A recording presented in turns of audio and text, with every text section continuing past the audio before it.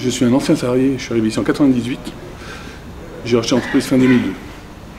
Et depuis, je lutte. Voilà. Pour survivre.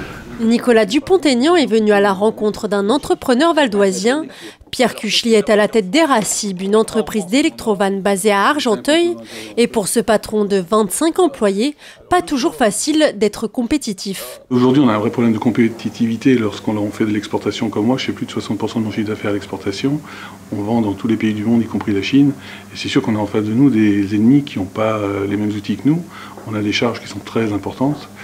On a des complexités administratives en France qui sont quand même très importantes aussi. Les chefs d'entreprise, ce qu'il faut, c'est qu'ils dirigent leur entreprise, qu'ils fassent tourner leur boutique, qu'ils trouvent des clients, qu'ils managent leur personnel. Il ne faut pas qu'ils soient toute la journée en train de remplir des feuilles et des carnets à souche, etc. Il ne faut pas qu'ils soient noyés par des formalités administratives. Difficultés administratives mais aussi financières, Nicolas Dupont-Aignan veut remettre l'Île-de-France au cœur de la croissance économique.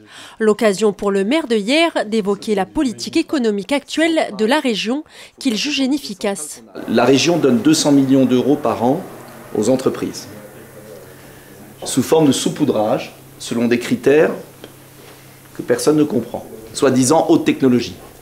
Donc nous, ce qu'on veut, c'est redéployer cet argent. Plutôt que de distribuer de l'argent comme ça à la gueule du client, parce que c'est à la tête du client, nous, ce qu'on voudrait, c'est créer un écosystème et redéployer cet argent vers quelques points essentiels. Des points essentiels qui passent par la favorisation du télétravail, le développement de pépinières d'entreprises dans chaque agglomération, la gestion des apprentis par la région avec zéro paperasse pour les employeurs, mais surtout la fin des augmentations fiscales régionales pour les sociétés et une meilleure répartition des emplois dans toute l'Île-de-France.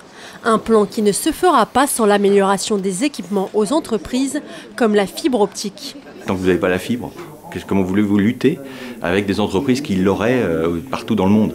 C'est évident qu'il faut faire ça. Et c'est juste, on est en retard d'une guerre. Alors, c'est vrai qu'on nous promet la fibre, voilà, horizon 2020, 2025, mais il y a beaucoup de retard.